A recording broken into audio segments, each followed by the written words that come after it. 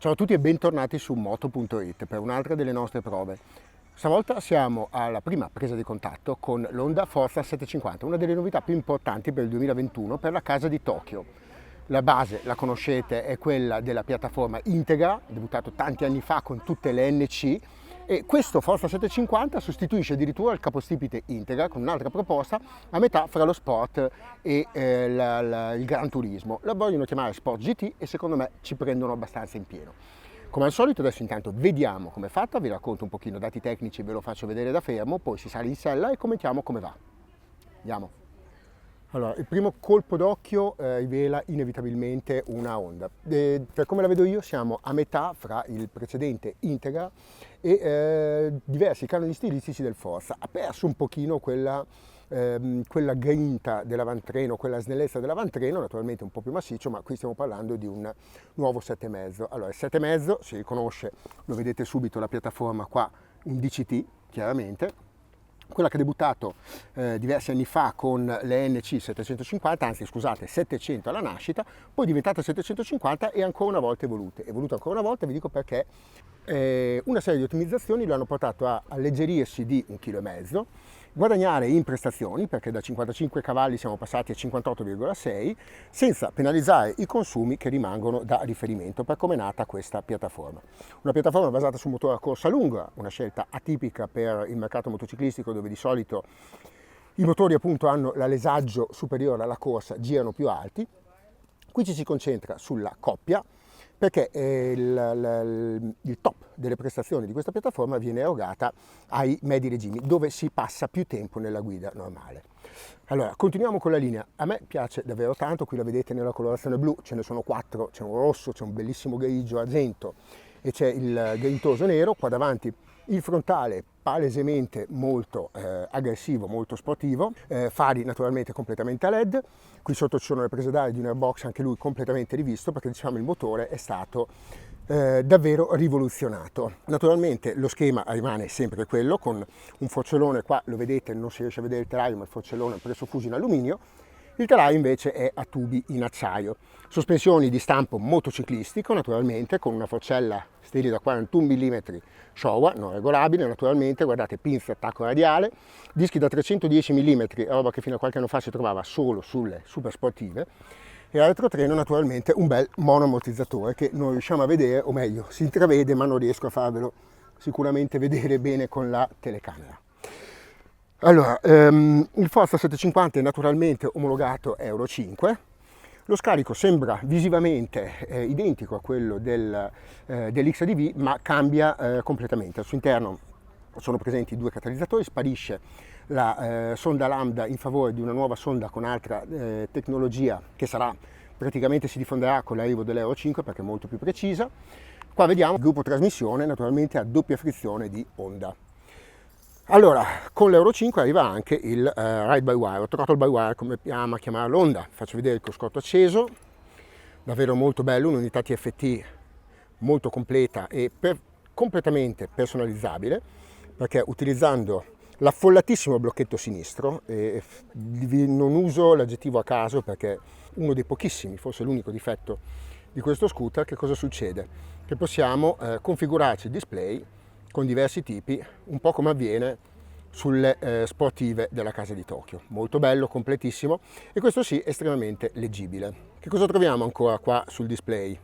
Come dicevamo è completissimo perché c'è una gestione elettronica veramente sofisticata. Spuntano infatti assieme a Ride by Wire i Riding Mode, qua vedete quello standard che è quello di default, quello in cui si mette l'Integra, il Forza tutte le volte che lo si riaccende. Utilizzando il blocchetto sinistro si può cambiare e utilizzare un Rain, uno User che è configurabile e uno Sport, superfluo ormai che vi dica a che cosa servono. Naturalmente cambiano tutti quanti, la potenza rimane uguale per tutti. Quello che cambia è la legge di apertura dell'acceleratore, naturalmente l'intervento del controllo di trazione HSTC e le strategie di cambiata del cambio a doppia frizione. Naturalmente se non volete il cambio a doppia frizione potete continuare a utilizzare le palette di sopra per innestare, di sotto per scalare. molto meno affollato il blocchetto destro, perché naturalmente c'è il pulsante d'avviamento, l'inserimento della marcia, perché qui premendo N si va sul folle e con la D invece si inserisce la marcia, e l'interruttore che vi permette di cambiare fra automatico e manuale. In automatico fa quasi tutto, al netto delle vostre chiamate, il sistema a doppia frizione. In manuale siete solo voi che decidete quando e come intervenire sul cambio. Restando sul piano di comando cambia anche il commutatore, come vedete qui c'è il pulsante per accendere e girando si spegne, è lo stesso della CBR 1000 RRR, così vi mettete il cuore in pace, l'ho detto. Si innesta anche il blocco a sterzo, la chiave naturalmente è una smart key, tecnologia che era debuttato proprio sul primo Forza 300. La chiave in questo caso è qua all'interno del porta oggetti che trovate qui sulla destra, abbastanza spazioso, mentre con i due pulsanti qua, se la chiave è entro i 2 metri di prossimità, troviamo l'interruttore per il tappo del carburante e quello del sottosella. Scusate, eccoci qua, che nelle dichiarazioni Honda verificate effettivamente contiene un casco integrale. L'altro casco è il mio, perché mi sono procurato il primo Forza che c'era qui a disposizione e me ne sono impadronito per farvi questo video. Come vi dicevo però, basta con le chiacchiere, adesso saliamo in sella, lo proviamo e proviamo a trarre qualche conclusione per capire che cosa c'è che va e che cosa c'è che non va di questo Honda Forza 7,5. Via che andiamo!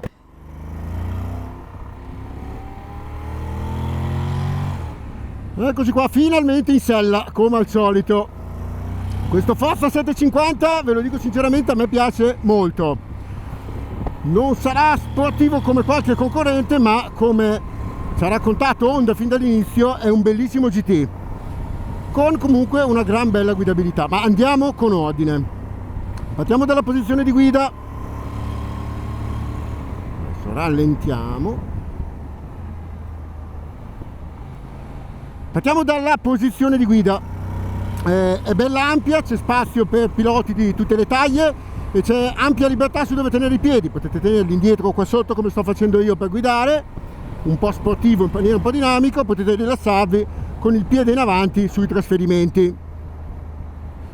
Il colpo d'occhio sul manubrio molto bello, guardate, un ponte di comando degno di un'ammiraglia. Ecco, se l'XADV è il corrispondente ibrido, perché non voglio chiamarlo scooter, sinceramente non mi sembra uno scooter, dell'Africa Twin, ecco, questo Forza 750 è un VFR, mettiamola così, sempre per trovare un parallelo con la gamma Honda. Qui rallentiamo.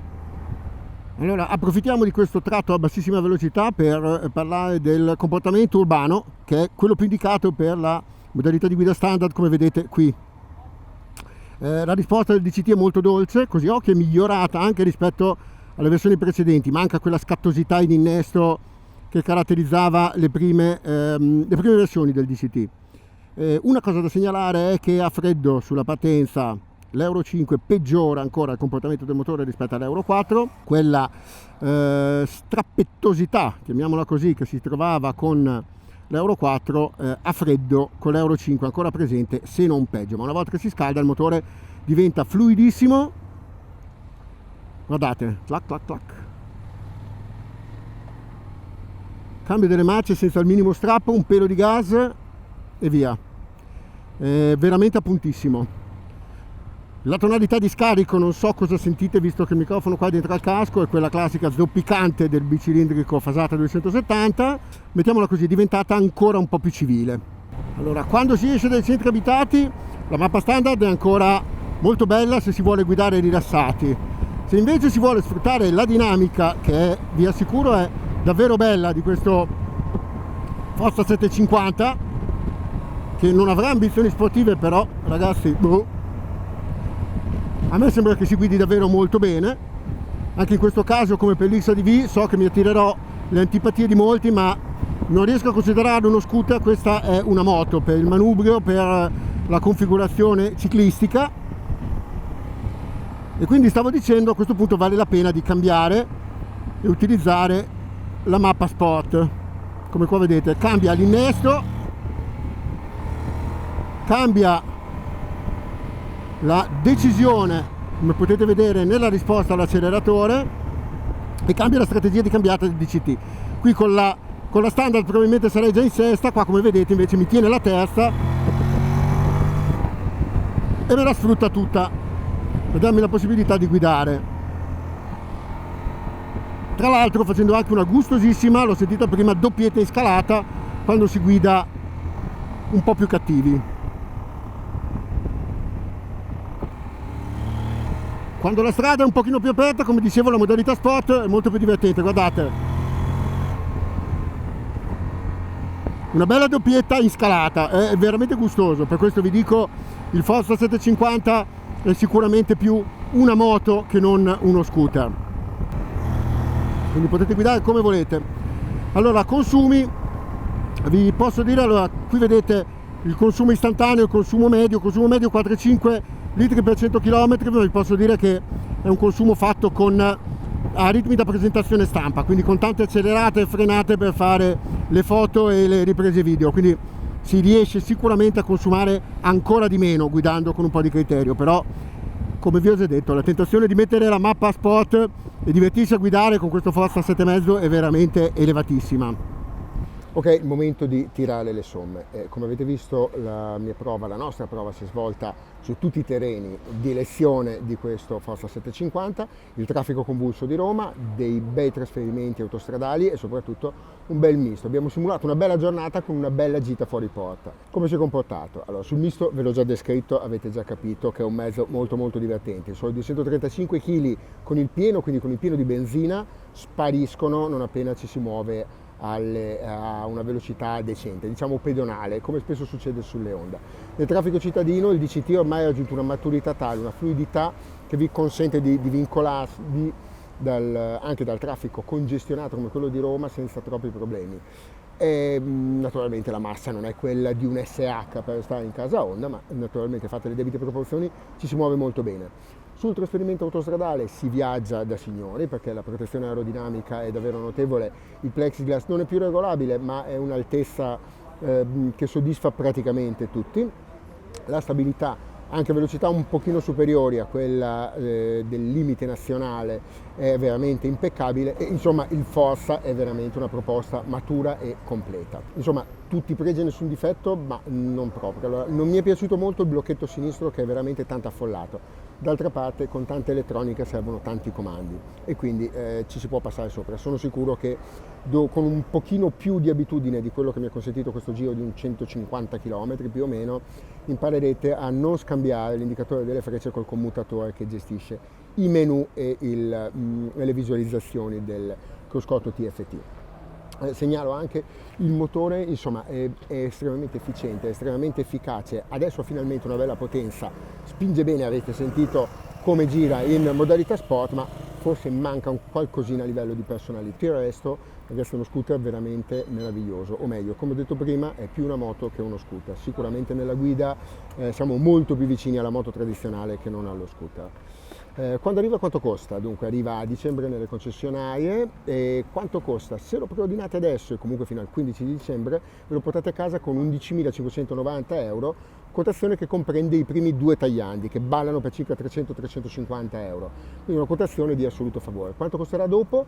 Ancora non lo sappiamo, quindi non ve lo posso dire, ce lo diranno un pochino più avanti allo scadere della promozione. Non costerà molto di più, questo ve lo posso garantire, ma se tenete in considerazione i due tagliandi diciamo che l'equazione si fa molto più favorevole. Con questo non mi resta che salutarvi, invitarvi naturalmente a iscrivervi al nostro canale se volete continuare a vedere video di moto, di scooter e tutto quanto giri attorno al mondo della moto.